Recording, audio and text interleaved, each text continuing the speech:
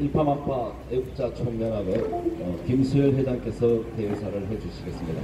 우리의 법치주의가 파괴되고 민주주의가 파괴되어서 여러분들이 눈이 오나 비가 오나 태극기를 들고 아스팔트 현장으로 내몰린 날이 3월 10일입니다. 우리는 당장 무엇이 이루어질 줄 알고 태극기를 들고 비가 오나 안 오나 뛰어다녔지만은 여러분들은 화만 나고 가슴에 분노만 쌓였을 것입니다. 그러나 여러분들이 있음으로 해서 이 나라는 공산주의로부터 지금까지 지켜내고 있고 헌법이 지금까지 지켜져 있고 우리 동맹국들이 우리를 믿고 모든 행동을 같이 하고 있습니다. 이것이 바로 여러분들이 태극기를 들고 나온 그 보람이고 그 결과입니다. 아시겠습니까? 대내적으로는 우리가 염려했던 위장평화서나 위장핵 포기서는 전부 하노이 회담 한 방으로 끝났습니다. 김정은과 문재인이 야합해서 이 나라를 파괴하고 이 나라의 자유민주주의를 말살하고 했던 그 모든 책동들 대외적으로는 깔끔하게 정리됐습니다. 아무리 문재인이 개성공단 금강산 광항 재개를 외쳐도 미국에서는 단 한마디 노였습니다. 이것이 우리 태극기 애국 국민들이 이뤄낸 태그라고 할 수가 있겠습니다. 이제 국내로 가봅시다. 문재인 종북 주사파 적폐 정권은 이 나라를 망가뜨리는 일을 더 이상 할 수 없게끔 되었습니다. 그동안 저지르 놓은 것만 해도 환경부 블랙리스트, 김경수 댓글 조작, 가짜 대통령, 손혜원 사건, 그리고 취업 절벽, 소비 절벽, 경제 파탄, 안보 파탄, 이 모든 것을 합치면은 우리 박근혜 대통령께서 아무 죄 없이 탄핵당했던 100배 1000배의 탄핵 이유가 발생했습니다. 그렇지 않습니까, 여러분? 이제 국민들이 깨닫기 시작했고 여러분들과 같이 하는 동지들이 하나둘 늘어갑니다. 김경수의 구속으로 문재인 특검은 앞으로 피할 수 없을 겁니다. 김경수가 구속되자 재판을 담당했던 성창호를 직무배에 열정하는 날 김경수는 배영보석 청구를 했습니다. 얼마나 다급했으면 자기 입맛에 맞지 않는다고 법관에게까지 보복을 했겠습니까?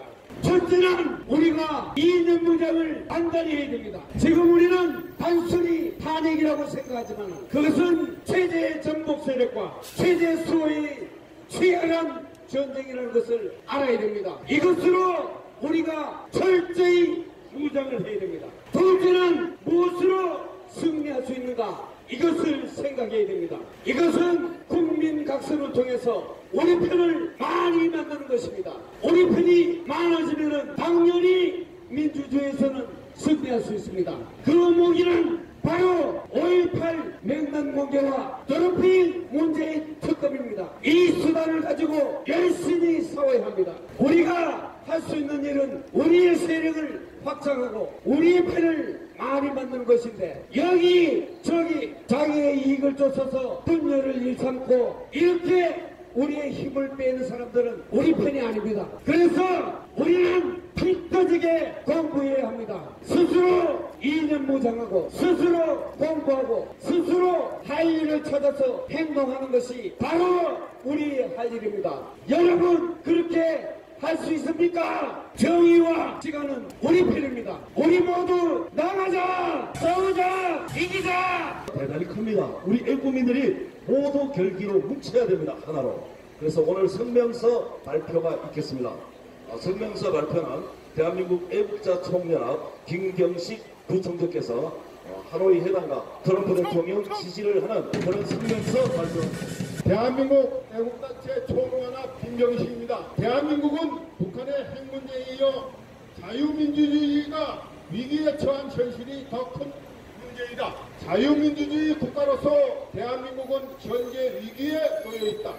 현재 한국이 직면한 위기는 북한이 아니라 자유민주 한국을 정복하려고 하는 북한 정권을 적극 돕고 있는 문재인과 문재인 정부에 의한 것이다. 특히 이번 회담의 성공을 확신하면서 3.1운동 100주년 기념식에서 신한반도 체제 구상이라는 것을 내놓겠다는 말을 하였듯이 하노이 회담에 대해 문재인 정부가 보인 미국 회담 낙관남동은 김정은의 판단을 흐리게 하는데 대단한 역할을 했다고 본다. 이에 우리는 김정은의 속임수에 말려들지 않고 판을 깨버린 트럼프 대통령의 결단을 환영하며 다음과 같이 하노이에서 미국 회담 결렬에 대한 우리의 입장을 밝힌다. 자유민주 대한민국 국민은 하노이 미국 회담 결렬을 적극 지지한다. 북한의 김정은은 처음부터 비핵화 의지는 전혀 없었다.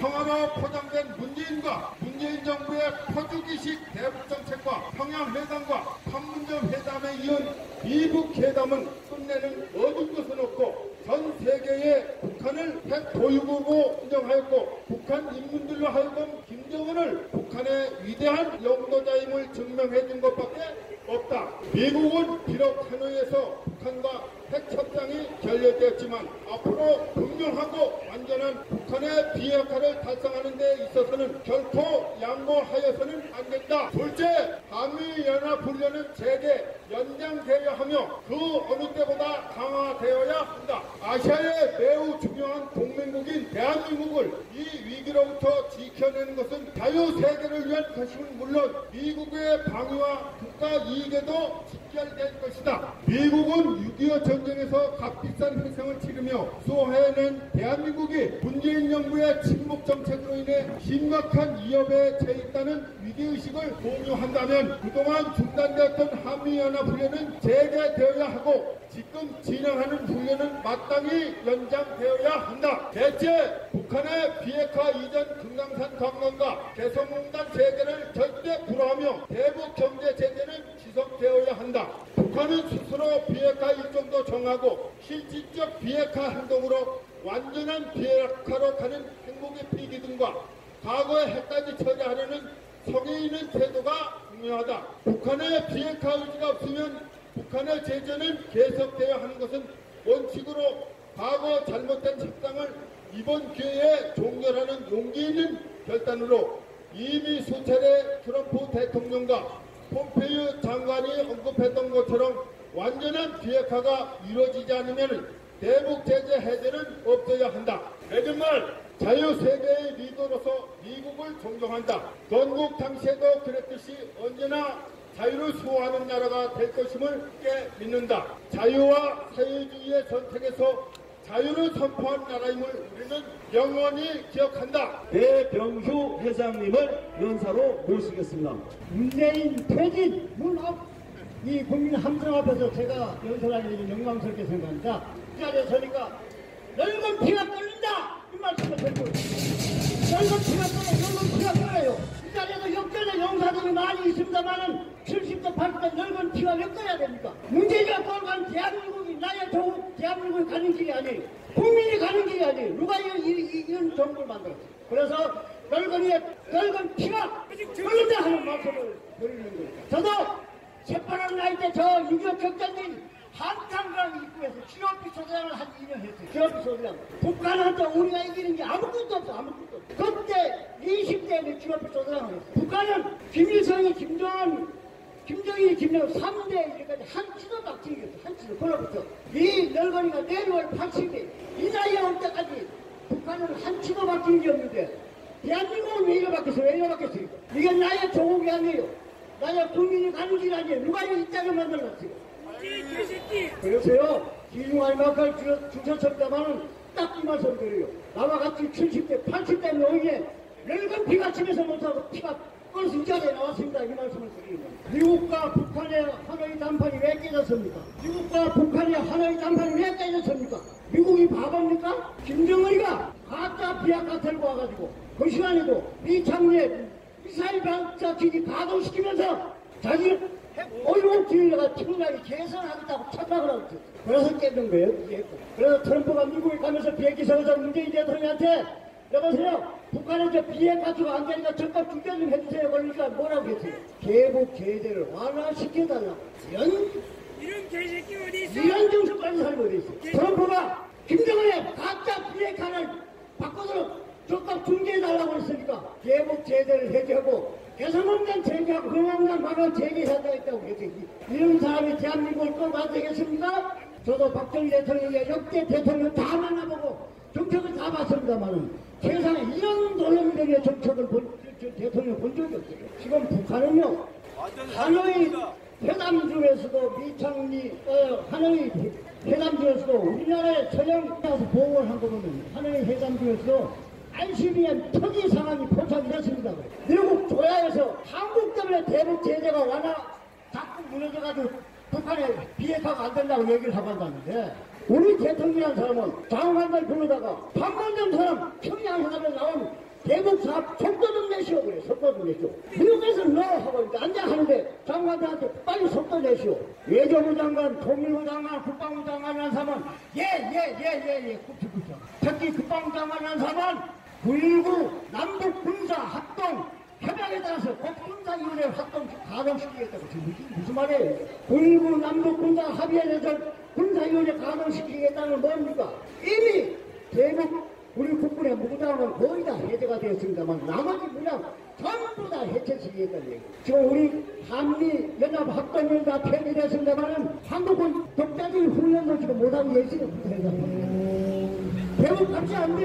얘네 다 포기해야 돼. 그거 하겠다고 했어요. 국방장관에서. 이 시간이 대한민국 운명이 지금 꺼져가고 있는 그 순간이 아니냐 하는 그런 생각을 저는 하게 되어 있습니다. 그런데 미국에서 한국 정부에서 원칙적 정보를 여러 번 보내고 개성공단 안 돼요. 관광 안 돼요.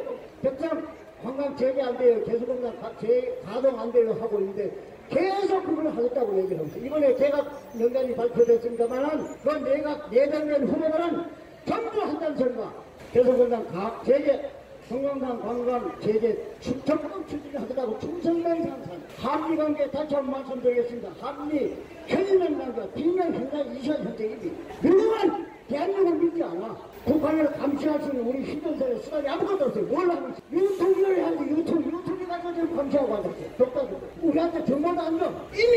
이미 하나의 단판 전쟁 이후에 한미관계는 현인관계가 거의 비명 현장이 비명. 여기에 그래서 문재인 대통령한테 우리나라 대통령이라고 묻고 있는 것입니다.